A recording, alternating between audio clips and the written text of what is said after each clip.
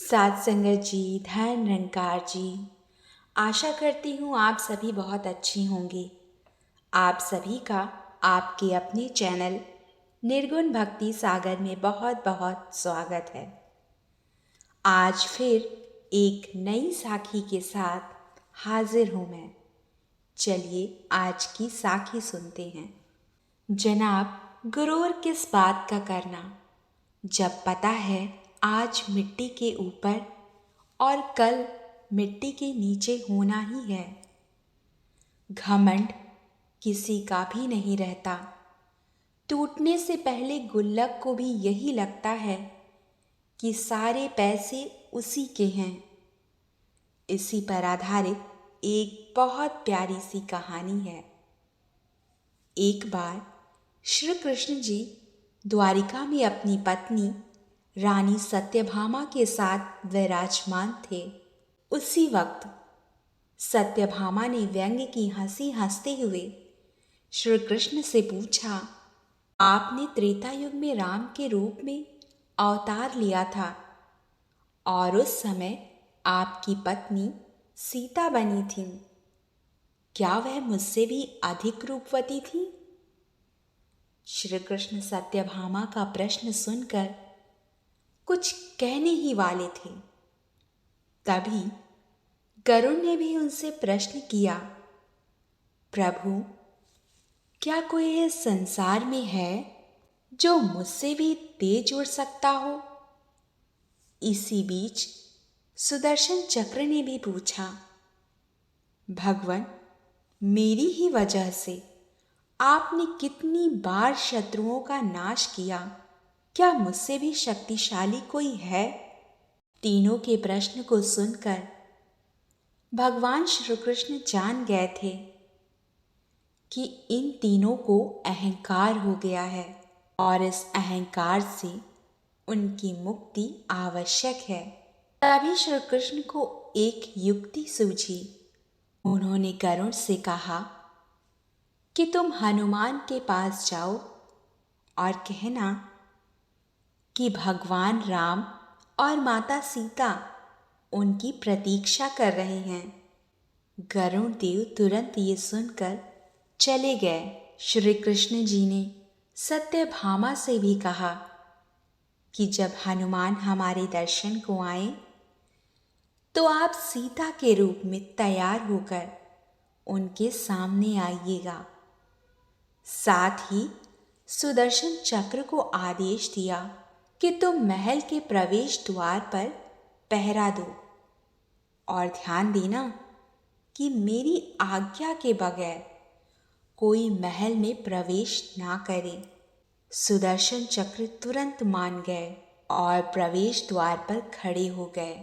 उधर श्री कृष्ण भगवान राम के रूप में आ गए और दूसरी तरफ गरुड़ देव हनुमान जी के पास पहुँचे और उनसे कहा, हे वानर श्रेष्ठ, प्रभु श्री राम और सीता आपको द्वारिका के दरबार में बुला रहे हैं।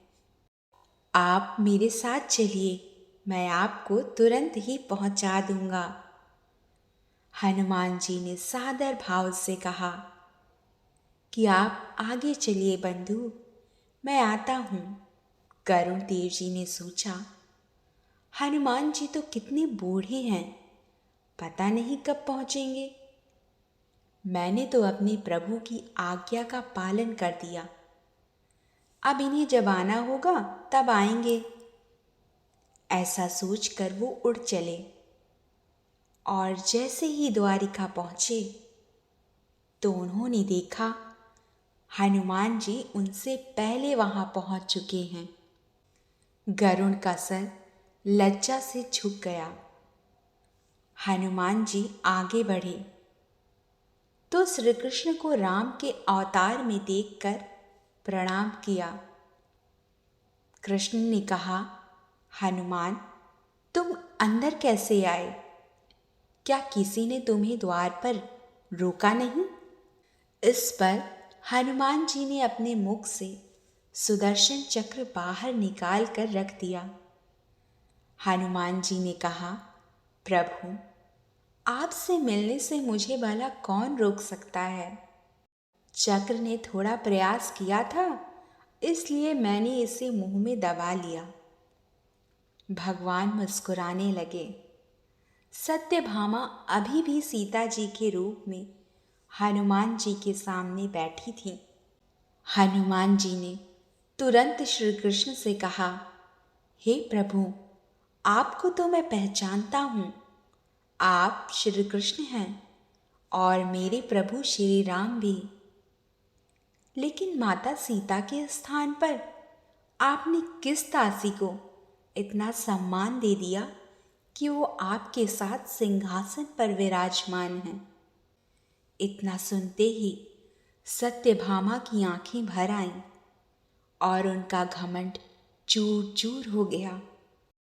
साथ ही सुदर्शन और गरुण भी लज्जित हो गए और उन्हें समझ में आ गया कि वो घमंड में अंधे हो गए थे, जिसका टूटना आवश्यक था। वो तीनों प्रभु की लीला को समझ गए। साध संगत जी, कहने का भाव, प्रभु अहंकार तोड़ने में देर नहीं करते।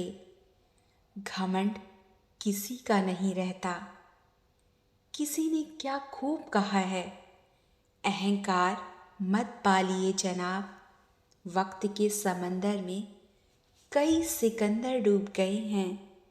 घमंड ना करना, जिंदगी में तकदीर बदलती रहती है। शीशा वही रहता है पर तस्वीर बदलती रहती है। साथ संगत जी, साखी अच्छी लगी हो तो लाइक कर दें और चैनल पर नए हैं तो चैनल को सब्सक्राइब करके बगल में दिए हुए बेल आइकन को प्रेस कर दें, ताकि मैं आपके लिए फिर से नई नई साखियाँ ला सकूं। गुरु प्यारी साथ संगत जी, बड़े प्रेम और सत्कार से बोलिए धन्यकार जी।